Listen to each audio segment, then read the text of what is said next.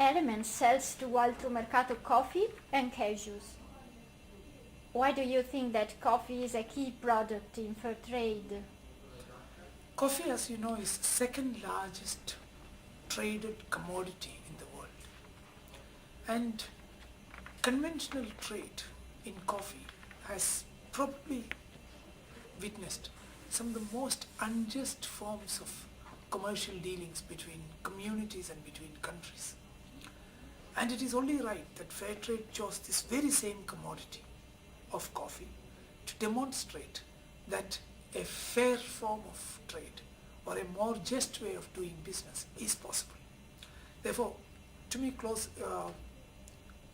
coffee is a symbolic product for fair trade, because taking on that very same commodity, which is so largely traded, and turning the rules of coffee trade, it was demonstrating to the global commodity commerce that another way of doing trade is possible, and coffee represents that product.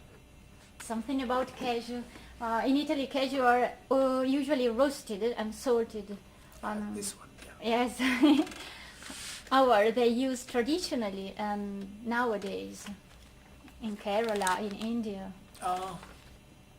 Cashew for farming families was generally meant as a product for the market. But I remember in my childhood, for instance, my mother made always a lot of recipes with cashew, and not always the mature cashew. Cashew in its green, immature form used to find its way into several Indian curries that we made. So the other very important use of cashew has been in many of the sweet dishes that we make in India. You would also know that in the Festival of Lights in India, which is the most important festival of Diwali, people exchange a lot of nuts and dried fruits, and cashew actually finds pride of place among the nuts and dried fruit products that people exchange for Diwali. So cashew basically comes in as an ingredient for all auspicious occasions in India.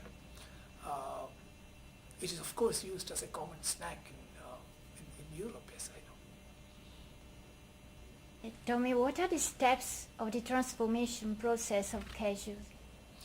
Well, cashew, as most consumers in Europe have seen it, is actually in this form, salted, roasted and ready to eat.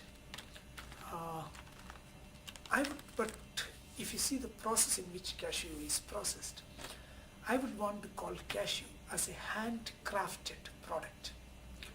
It's touched several times by the human hand, and it's a completely manual process of shelling and peeling and roasting the cashew to its final stage. What you see here are raw cashew nuts, which are collected from the cashew farms. It falls on the ground and it's collected, and it's dried and then stored. When it's taken out for processing, these raw cashew nuts are actually blanched with steam, so that the shell expands and the kernel is detached from the shell once it cools down. It is then shelled using a very mechanical device, and basically it's a function of taking each cashew one by one and cutting the outer shell and extracting the kernel out of it. After extracting the kernel, it actually is in this form, which is with, if you see the color here, it has the testa on top of it. In this form, the cashew is actually put into an oven, a borma, where it's heated in slow heat for almost 6 hours. It's taken out of the oven, left to cool, and then each individual cashew nut is again peeled individually, one by one.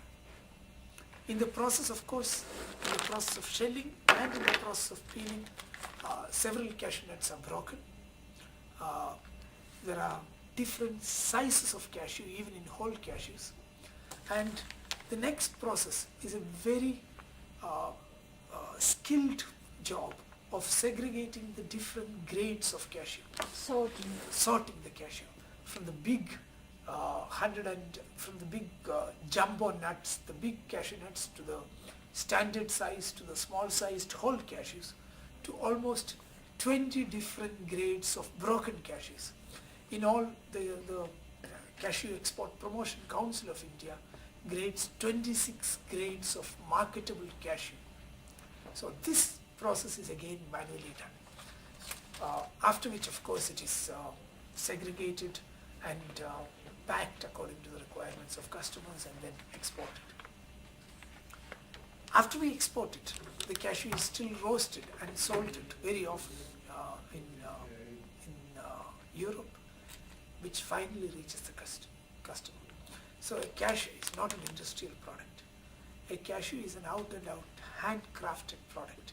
In fact, there are several innovative marketers who, for people to realize the value of the cashew that they eat, actually call it handcrafted cashews.